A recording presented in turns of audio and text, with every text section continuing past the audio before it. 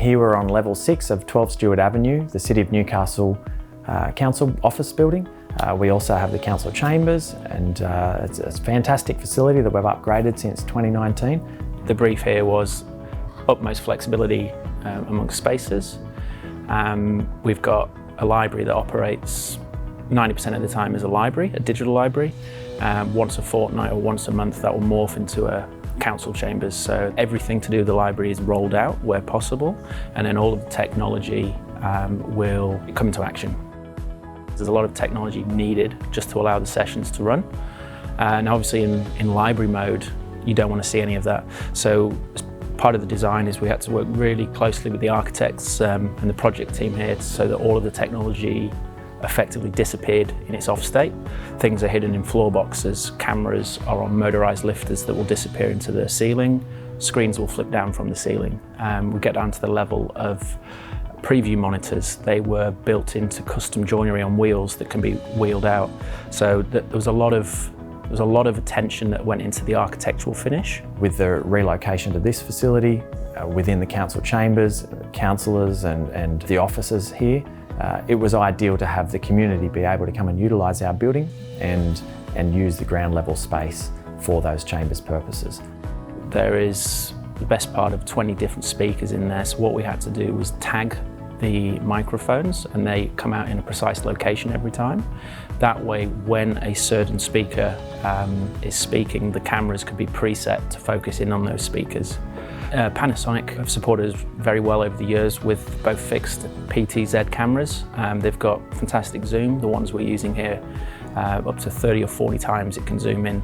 So with the amount of presets available on the camera, it works really well. We can have the wide angle, we can zoom in, and then when we were testing the speaker tracking, the rate at which they zoom in and move around was fluid, it was constant, it was just so it's a pro-grade Tier 1 camera in our opinion.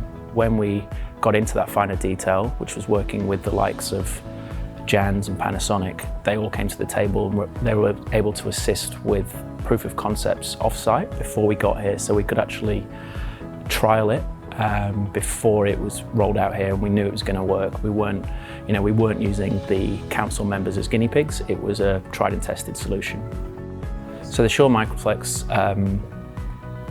great reputation, microphones, but for what the council chambers wanted to do, it's perfect. It's an all-in-one unit, it's wireless, it's got a little interactive screen, and on that screen there was, you can get speaker cues, so you can see who's speaking, and then you can also then see who's requested to speak next. So visual indications on the screen, on the mics themselves, so it's very easy for the Lord Mayor, the CEO, people in the room to see who's speaking, in what order, and it just becomes a seamless experience. Part of the brief was they wanted to be a digital library of the future. There was no comparison to any other library in Australia. They want to be the standout library. It's a multi-use, flexible space that has been designed in order to be able to promote digital literacy within the Novocastrian community. At a critical hub of the city, a key traffic point and focal node and highly visible from the streetscape, the community can walk in, utilise 3D printing, create their own podcasts, use it as an office almost, and access a range of library activities. So it's fantastic. The standout feature in the library, which would be, I guess, the wow point for most, is the 4x2 planar video wall. That's 4K resolution on the screens. We've got custom content coming in behind it using a platform called Cruiser Interactive. The digital story wall is massive and you can see it from the street, so it's something that draws people's eye into the space quite naturally. One of the reasons we selected planar was not just the 4K content, it was they come with a Gorilla Glass coating, so keys, bricks, you can throw at the screen, doesn't really matter. It's vandal-proof somewhat. It is a bit of a step into the future and for the organisation and what libraries may become in the future. It was a really good piece to understand, well, what should we have in a library that speaks to future generations and not just replicate what libraries have been with a multitude of books. Well, we have a multitude of books, but it's through technology that you can access those. The use of level 6 really came out of those design iterations. How do we make this better? It could have just been a floor for staff to eat their lunch. But what if we added other things? Staff are only utilising it through the day and not entirely throughout the whole day. So we wanted to maximise that benefit. It could be an event space. If we can clear the floor, put in some good high quality kit, this space can be utilised after hours. What if those spaces were utilised for an emergency management facility so that we can have 3 or 4 uses of a space and they can all interact together? And also it enables each of those user groups to have high quality facilities that they otherwise wouldn't have been able to utilise. So the whole of level 6, yes, day to day, that's where the staff work, but every space is flexible in more than one way. The main boardroom is probably like a 20-person boardroom. We have ceiling microphones, cameras for video conferencing, inputs at the table and wall location. At very short notice, you can come in, retractable joinery. You'll have 4 panels on there which are multi-tiled. We went through all the options with QSC and they've got some excellent speakers. Because of the ceiling constraints, we were limited to 4-inch speakers.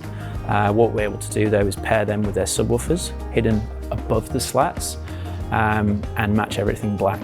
So that was a really neat solution using QSC. The microphones, it was quite a big area, so the brief was we don't want obvious microphones. So typically in this space we see a lot of ceiling tiles or big or larger objects that will pepper the ceiling. So we had to find something that was really small and discreet and black.